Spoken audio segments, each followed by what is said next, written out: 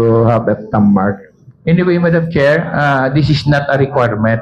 After This is not a mandatory Salazar. requirement for them to change, Madam Chair. Okay. If the new applicant will do this, if the senior citizen affairs is amendable to this, then it's good for them na may ara sila sa signature / thumb mark na ID sa mga new applicant. So it's not, for the information of our proponent, actually, if you are not using a senior card, even any government ID, as long as it government ID, they honor your senior citizen. So they don't really ask for the senior card. Yes, Madam Chair, I think That's why, that is our ordinance already to be passed next week. But anyway, we are talking about OSCA here. Yeah, that's OSCA why- ID. Oh. So that's only my apprehension. So thank you, Madam Chair. Thank you. After I recognize Councilor Zaldivar, I would like to temporarily relinquish the chair. I would like to go to the restroom. Can you please elect upon yourselves who will temporarily? Okay.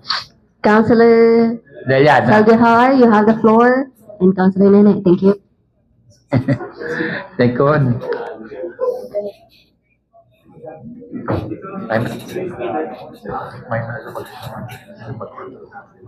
A gentleman from Manduya, you are recognized. Thank you, Madam Chair. I mean, Mr. Chair. Sorry. Sorry.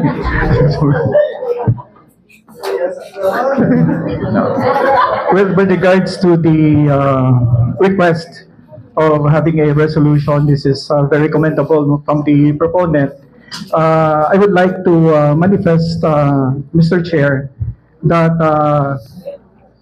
would like to make this clear that this is upon the application of the senior citizens card of the applicants, right? So I would like to suggest, Mr. Chair, that we are going to revisit probably the ordinance, existing ordinance, no, with regards to this, because we are going to revisit the provisions as to the guidelines on the process of acquiring the card. No? So I do believe that this is upon the application nga may ara sila sang signature or either may thumb marks sila or both signature and thumb mark. This time both, Madam Chair, Mr. Chair. Mr. Thumb Chair, mark. this time both. Thumb mark, okay.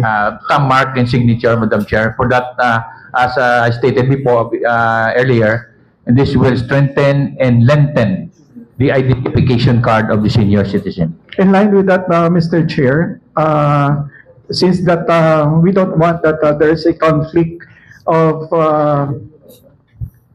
manifestation coming from the OSCA, kay base mag-conflict bala that such replacement is still not permitted by the Office of the Senior Citizens Affairs. So i-revisit na lang probably, Mr. Proponent, the existing ordinance as to the guidelines of acquiring senior citizens card. So kung kulang man, siguro itugang na lang, there should have a thumb mark at the same time signature of the applicants.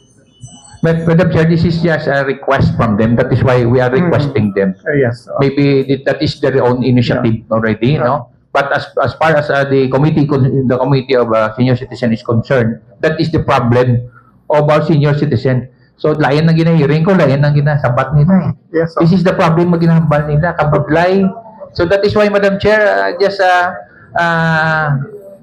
do this resolution. For once and for all, it will be tackled and maybe resolved in the future, Madam Chair. Okay. Yes, Mr. Chair, Madam Chair.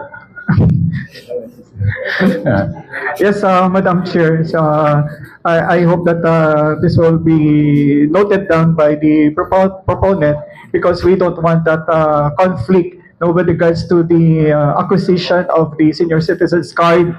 Will be a problem. No? But anyway, Madam Chair, no, after this resolution, if the August body will allow, then maybe the next step that we are going to do to the Secretariat is to have it because I stated here nga kinana i-furnish copy ang OSCA, then they will be the one to maybe to communicate with us, maybe to the committee or maybe somebody else here in the city council, what to do if it is possible or not. Maybe importante nga mabalaan nila anay Madam Chair ang sakit atod yan. Ang mga chance ng senior citizen nga sakit so that nga mabalaan nila. Anyway, Ang Madam concern Chair. naton. Anyway, this is already a very, very long problem. Very, very long problem from the senior citizen. But kagamay lang ang problema. But once and for all, gusto talang tagaan sang solution, maybe upgrading for the year 2010 up to 2028 na, no? 18 years ago, maybe. Anyway. Madam Chair, I would like to rest my case, but then again, it's a good thing that we are going to send this message to the OSCA. That's all, Madam Chair. Thank you, Madam. Recess. Try niya na eh. Try niya. Oh.